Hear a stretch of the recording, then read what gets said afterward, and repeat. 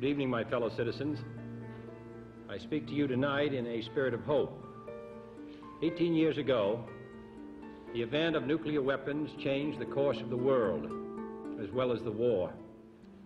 Since that time, all mankind has been struggling to escape from the darkening prospect of mass destruction on Earth.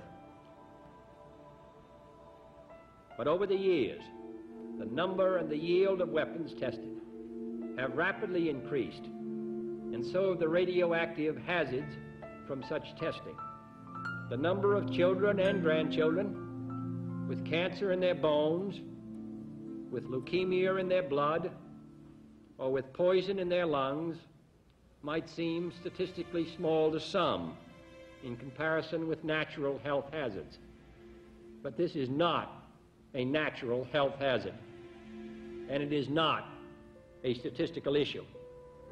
The loss of even one human life, or the malformation of even one baby, who may be born long after all of us have gone, should be of concern to us all.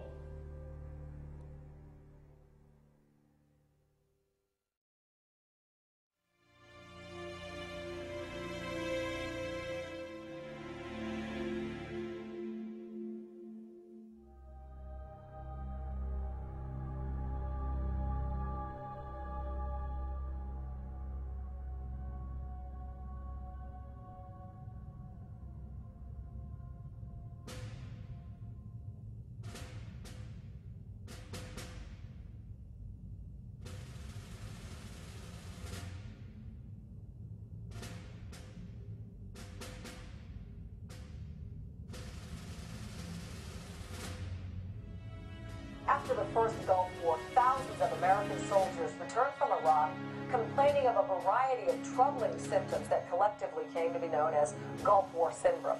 What is causing these problems? Well, we only know that it's called Gulf War syndrome and that it's more complicated than what the mainstream press is reporting. The Pentagon refused our interview requests and also refused to answer our written questions.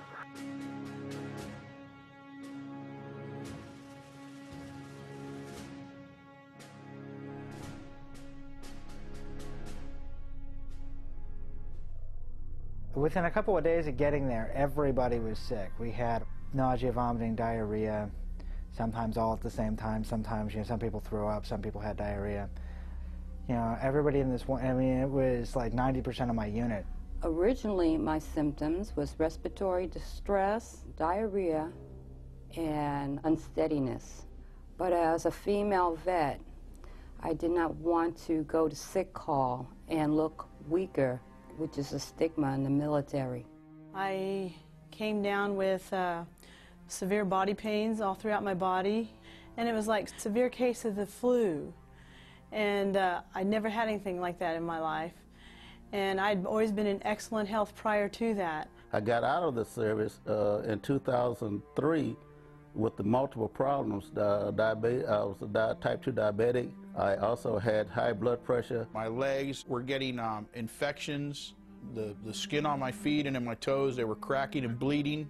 Basically, now I feel tired all the time, and I don't sleep. My tongue and my gums split, and they started bleeding real bad, but the sergeant that was next to me had no effects at all. And it was almost instantaneous.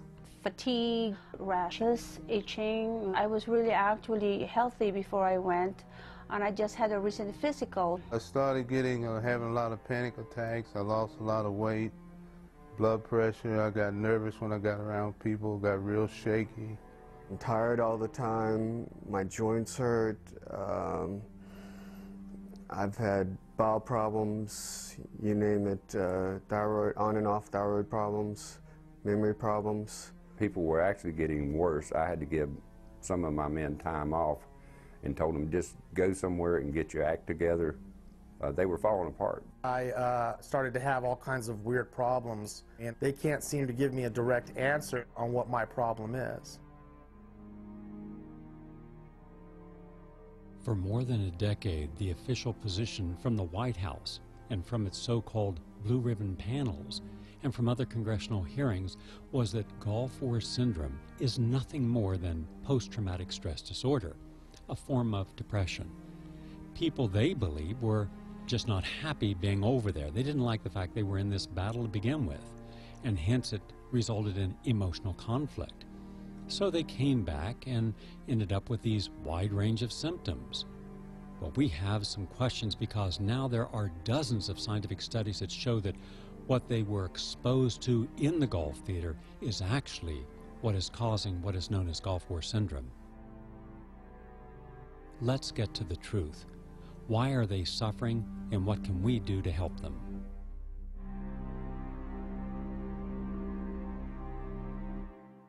The Gulf War veterans were, without a doubt, exposed to biological and chemical weapons, radiation weapons, the vaccines. Our troops were exposed in no uncertain terms, have come back with the symptoms of those exposures, but yet have been denied treatment.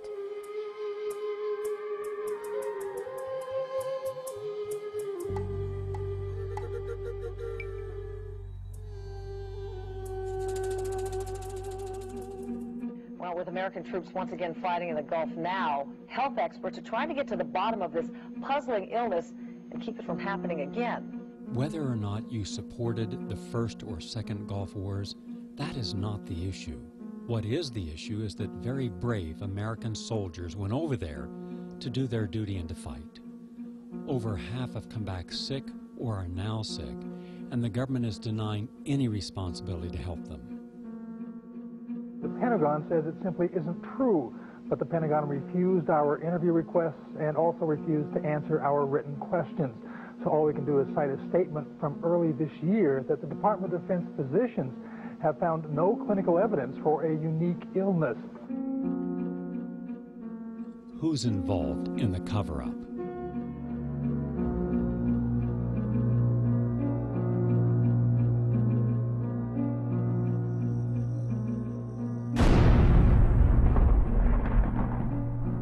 I served in the first Gulf War and then went on later in the last 3 years of my career to serve in the office of the Secretary of Defense, working in the department that was researching and putting out information on Gulf War illnesses. The department from the beginning embarked on a public relations campaign to confound and confuse scientists, veterans, Congress, and the public at large. There was actually a battle plan, a document that was the guiding principle for this public relations effort, and it was called Bronze Anvil. Bronze Anvil is a public relations campaign designed to confuse scientists, to change the focus, to make everyone think that veterans were ill because of stress. And the first thing they did was they called it Gulf War syndrome. Our top story tonight concerns Gulf War syndrome, a sickness affecting thousands of Gulf War veterans that is yet to be explained by medical experts. And that's confusing to scientists because a syndrome is a set of diagnosed problems that leads to a disease process. And that is not what has happened to Gulf War veterans. But initially, just that word alone, Gulf War syndrome, made it invalid in many scientists' mind that there was a real problem. The Office of the Special Assistant for Gulf War Illnesses hired public relations specialists to craft this policy and use it to conduct its outreach.